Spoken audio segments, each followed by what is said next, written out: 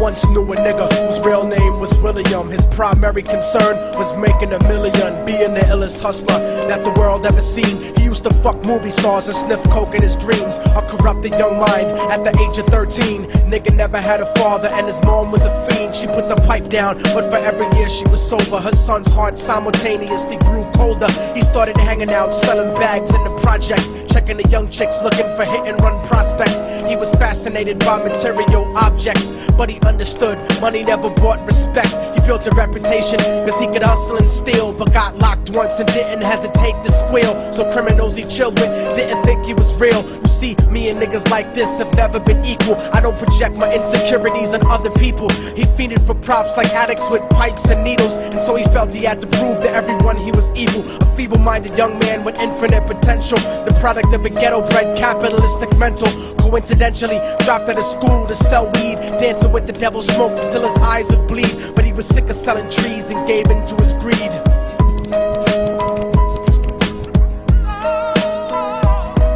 Everyone trying to be trife never faced the consequences. You probably only did a month for minor offenses. Ask a nigga doing life if he had another chance. But then again, there's always the wicked that knew in advance. Dance forever with the devil on a cold cell block. But that's what happens when you rape, murder, and sell rock. Devils used to be gods, angels that fell from the top. There's no diversity because we're burning in the melting pot.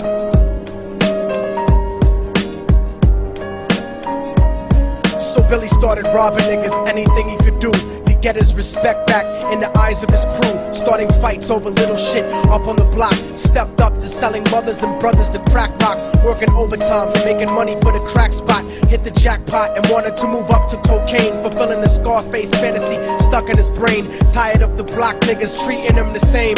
He wanted to be major like the cutthroats and the thugs. But when he tried to step to him, niggas showed him no love. They told him any motherfucking coward can sell drugs. Any bitch nigga with a gun can bust slugs.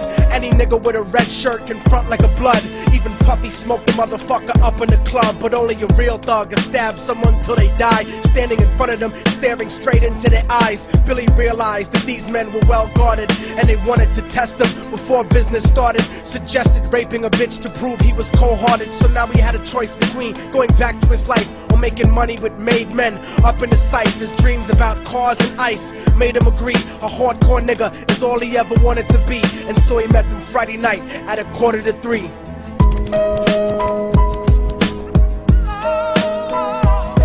Everyone trying to be trife never faced the consequences. You probably only did a month for minor offenses. Ask a nigga doing life if he had another chance. But then again, there's always the wicked that knew in advance. Dance forever with the devil on a cold cell block. But that's what happens when you rape, murder, and sell rock.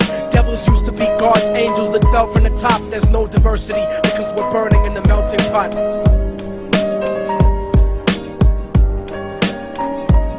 They drove around the project slow while it was raining, smoking blunts, drinking and joking for entertainment, until they saw a woman on the street walking alone, 3 in the morning, coming back from work on her way home. And so they quietly got out the car and followed her, walking through the projects. The darkness swallowed her. They wrapped her shirt around their head and knocked her onto the floor. This is it, kid, now you got your chance to be raw. So Billy yoked her up and grabbed the chick by the hair and dragged her into a lobby that had nobody there. She struggled hard, but they forced her to go up the stairs. They got to the roof and then held her down on the ground, screaming, "Shut the fuck up and stop moving around." The shirt covered her face, but she screamed and clawed. So Billy stomped on the bitch till he broke in her jaw. Them dirty bastards knew exactly what they were doing. They kicked her until they cracked her ribs and she stopped moving. Blood leaking through the cloth, she cried silently.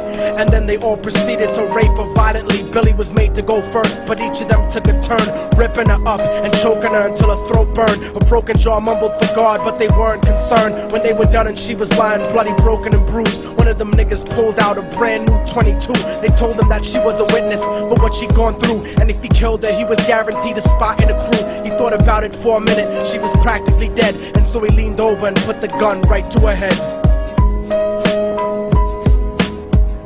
I'm falling and I can't turn back.